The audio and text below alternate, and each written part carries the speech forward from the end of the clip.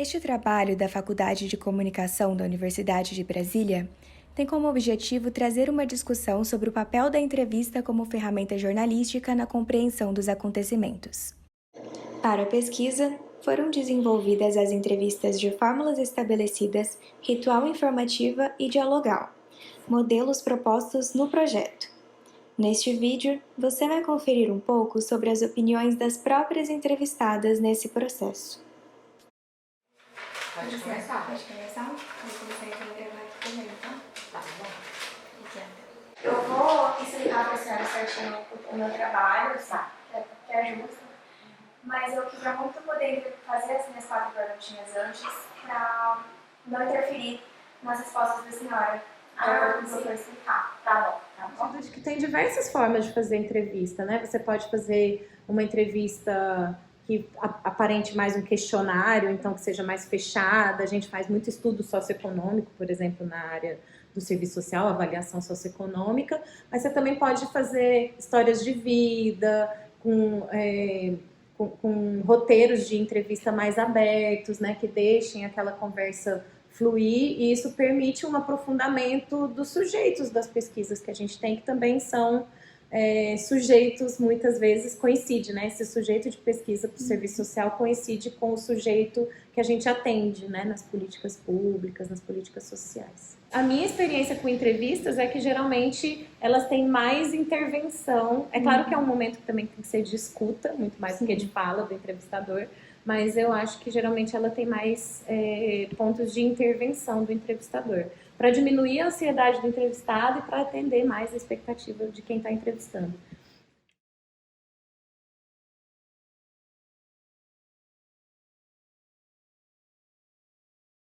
Mas eu digo que as questões em si, elas vão muito atender primeiro aos interesses dos pesquisadores, dos objetivos que ele tem.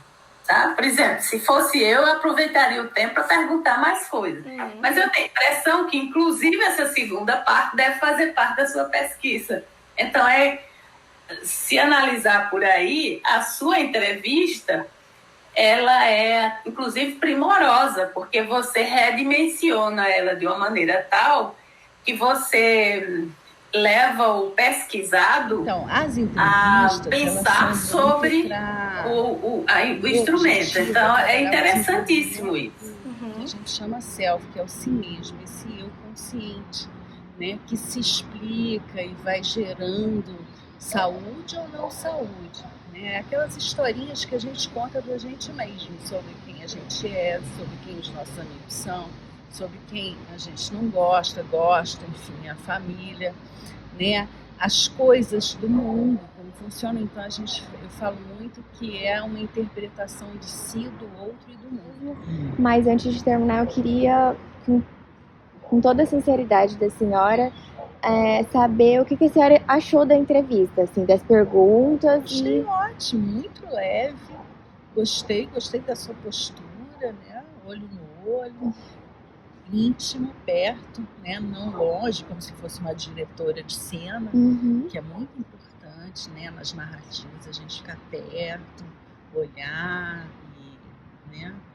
E ver que a pessoa que está dialogando com a gente está prestando atenção. Achei ótimo, muito leve, muito bom. Acho que você está desenvolvendo bem as suas habilidades de entrevista. Obrigada.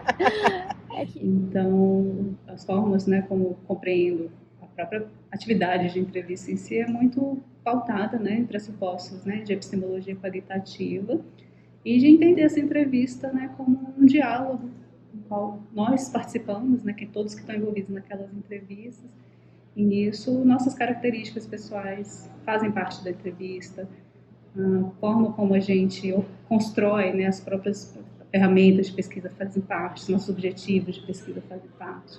E no campo de educação, que é onde eu atuo agora, né, eu sou psicóloga e estou aqui na Faculdade de Educação, a entrevista ela ganha uma centralidade muito forte, considerando, né, todos os pressupostos, né, quando a gente pensa em educação enquanto um campo de promoção do desenvolvimento humano.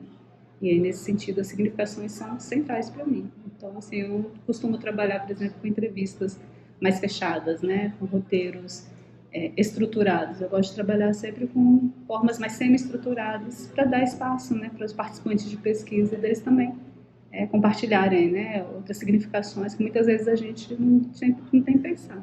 Não sei o que é apuração, né, para vocês, né, pode ser um significado diferente para mim. Mas eu vejo, assim, entrevistas de caráter mais aberto, igual as que a gente está fazendo. Seja ela semi-estruturada, né, você, por exemplo, trouxe 4 perguntas, né, que tem, né, uma clareza cada uma delas, tem um objetivo cada uma delas, mas elas não fecham as possibilidades de significado das pessoas, né. Eu diria assim que é um formato, né, mais semi-estruturado, que eu gosto. Eu acho que isso deixa, né, a informação que é ali co-construída com mais qualidade e deixa o vínculo, né, estabelecido entre as pessoas que estão ali dialogando, né, mais tranquilo também. Sim. Esse é um feedback que eu te daria, assim. Que é uma preocupação que eu tenho muito, sabe, Gabi? Eu já estou te chamando de Gabi, né? Eu reparei nessa penúltima pergunta, quando a senhora precisa repetir, e eu reparei que essa pergunta tem um aposto explicativo no meio, que é o como a UNB. Eu pergunto, como o ambiente público interfere, no ambiente público, como é a Universidade de Brasília, interfere no processo. E acho que essa formulação não direta, às vezes pode influenciar também na forma como a pessoa entende a pergunta, né? Mas sempre vai influenciar, sabe, Bela? Assim, são escolhas que a gente faz, né? Quem está organizando um roteiro. E pelo fato da gente não ter se conhecido antes, dificilmente também a gente tem, né, condições de fazer aquela escolha. Então, na hora que está conduzindo, é sempre legal assim, a gente poder identificar ao longo da relação de entrevistas se tem alguma ambiguidade naquilo, né? E a gente aproveita a situação de entrevista para fortalecer esse diálogo. Esse vínculo que a gente está falando tanto, a gente criou a partir da relação eu enquanto aluna da universidade e a senhora enquanto professora, né? Mas a gente poderia ter se conhecido em outro lugar, esse vínculo ter surgido de forma diferente e talvez esse vínculo também pré-estabelecido faça a diferença justamente na forma das respostas, no jeito de conversar. Os lugares sociais que nós ocupamos, né? Assim, no caso, você deu destaque, né, e que na nossa sociedade, infelizmente, assim, ainda tem essa questão, né, das posições sociais serem colocadas de uma forma hierárquica, né, entre professores e aprendizes, mesmo ainda aqui na universidade, né, apesar de eu sempre posicionar, mas eu nem gosto da palavra alunos, por exemplo, né, sem luz, né, sempre chamo vocês de estudantes, de aprendizes, de educandos. Eu acho que isso reflete muito mais a forma como eu enxergo, né, as pessoas com as quais eu trabalho no meu cotidiano. Eu acho que, por exemplo, além dessa relação, né, entre professor e estudante, eu acho que tem outras características que atravessam a nossa relação de entrevista, que é agora, por exemplo, o fato de nós duas sermos mulheres, né, o fato das idades serem diferentes, o fato da gente estar fazendo essa entrevista dentro de uma sala de um laboratório, acaba retomando um pouco dessa posição, né, entre estudante e professor. Talvez se a gente estivesse lá no banquinho, ali embaixo daquela árvore, né, isso também interferiria na forma como a gente dialoga. O fato da gente estar sentado numa mesa, né, como se fosse um consultório, né, também interfere na nossa entrevista. Então, assim, eu acho que a forma como você conduziu foi muito boa, né, assim, uma postura muito acolhedora, uma atitude, né, que a pessoa não se sente intimidada ou com aquela sensação de que tem uma resposta certa ou tem uma resposta errada.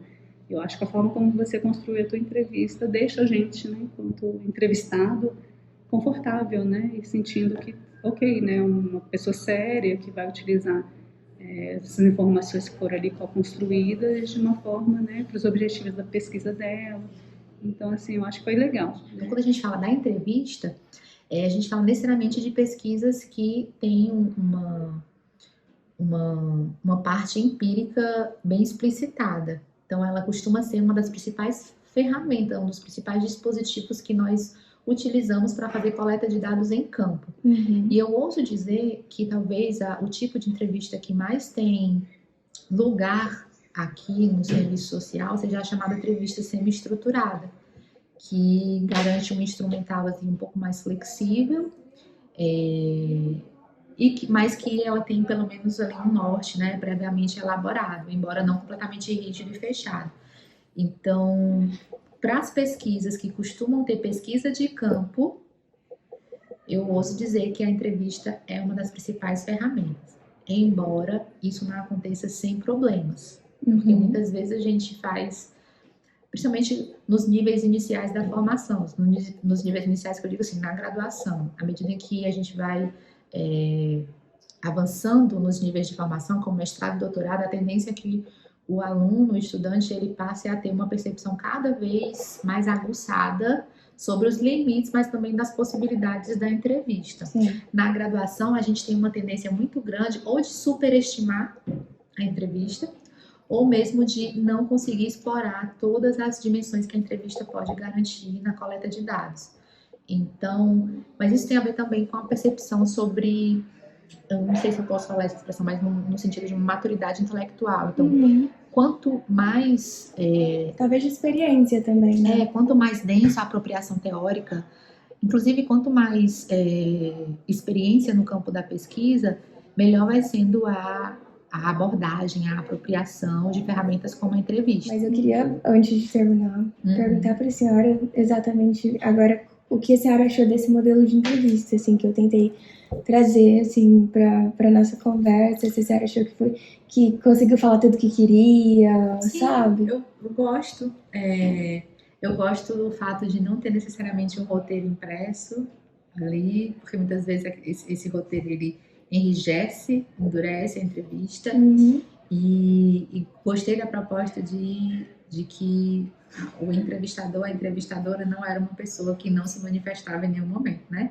Então, às vezes a gente fica muito se controlando até onde a gente pode ir, o que a gente vai falar não vai interferir na fala de quem está sendo entrevistada, e nem sempre isso é bom também, né? Porque a gente tem um objeto e o sujeito e esse distanciamento. Às vezes essa troca deixa até quem está sendo entrevistado um pouco mais à vontade para poder falar um pouco mais. Só ter cuidado para a gente não adentrar demais ou se posicionar assim sempre depois que o entrevistado fala e não antes, para que o que a gente fala não condicione o que o entrevistado vai falar de alguma maneira. Como foi visto, as entrevistadas puderam, ao final da entrevista, explicar sobre a sua experiência neste processo e, assim, contribuir para a análise da ferramenta como um instrumento de apuração do jornalista.